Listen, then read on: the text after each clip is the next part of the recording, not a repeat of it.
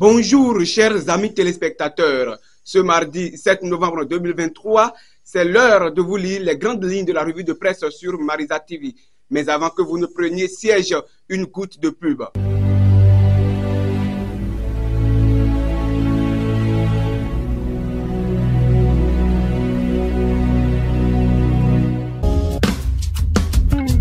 À la une des journaux aujourd'hui, affiche pays émergent.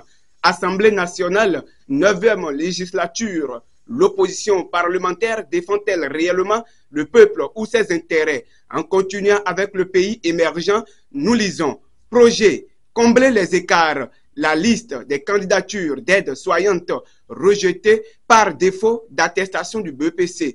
Cotonou, occupation de l'esplanade de l'Amazone. Écrit Baruka Info. Comment obtenir désormais une autorisation? Toujours dans Baruka Info, nous parle de la limitation de la naissance au Bénin. L'El Hadj Moukouré Malam fait une analyse scientifique des tests religieux.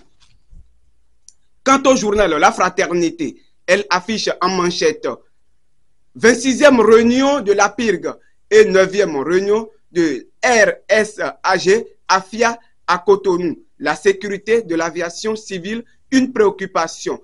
Les régions Afrique orientale et australe, ESAF, et Afrique occidentale et centrale, WACAF concernées. Toujours dans Fraternité, on lit sur l'axe Vedoko-Ita, calvaire d'une traversée. Le leader du jour qui fait son apparition en écrivant. Écho de la 10e édition des Jeux universitaires du Bénin, Grand Popo 2024. Voici comment les résultats de toutes les rencontres du jour 2. Toujours dans Leader du jour qui nous parle du processus de recensement des militants de l'UP Le Renouveau. La haute direction politique fait une évaluation à mi-parcours. La Gazette, à son tour, s'intéresse. Passation de charge à la JCI Adjara Oassi le samedi dernier. Deo Gracias Roque Tossa prend le bâton de commandement. Toujours dans la Gazette, parlons du contrôle des actions gouvernementales. Les ministres à la barre le jeudi prochain. Allons voir ce qu'a affiché le journal Le Grand Mono.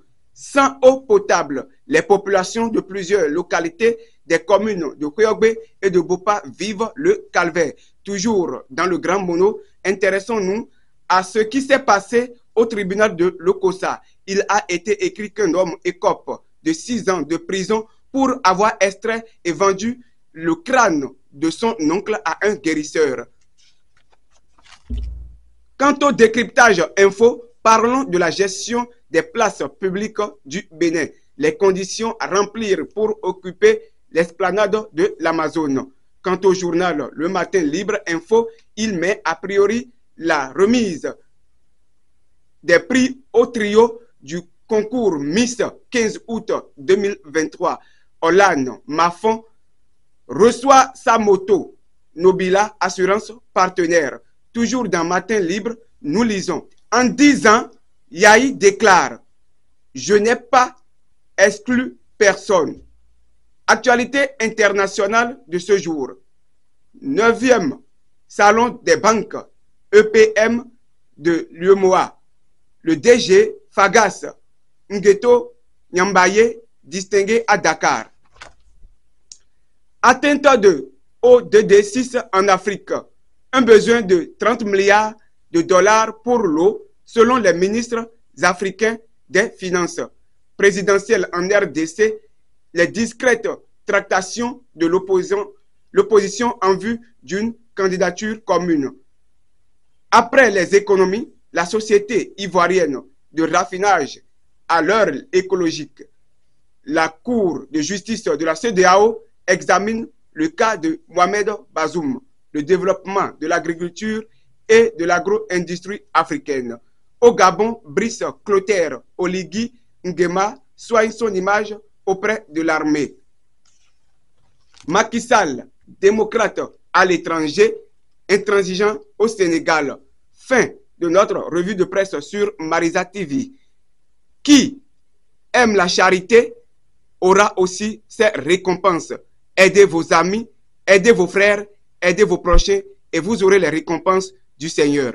Merci pour nous avoir suivis sur Marisa TV. À demain.